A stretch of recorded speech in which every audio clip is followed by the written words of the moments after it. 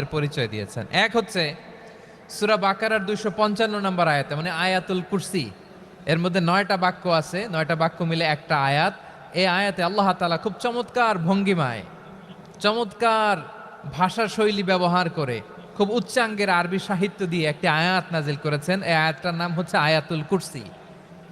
বিশ্বনবী বলেন, মান কারা আয়াতুল কুরসি দুবুরা কুল্লি সলাতিন মাকতুবাতিন লাম ইয়ামনাহু মিন দুখুলিল জান্নাতি ইল্লাল মাউত।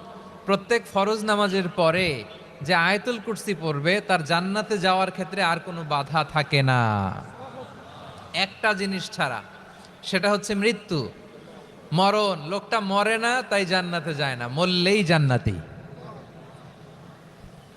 এই আয়াতুল কুরসির এই আয়াতে আল্লাহ তাআলা খুব স্পষ্টভাবে নিজের পরিচয় তুলে ধরেছেন।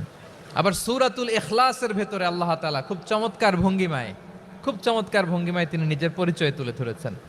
অনুরূপভাবে সূরা হাশরের শেষ 3 আয়াতেও আল্লাহ তাআলা খুব চমৎকারভাবে নিজের পরিচয় তুলে ধরেছেন। আওয়াজ করে পড়ুন সুবহানাল্লাহ।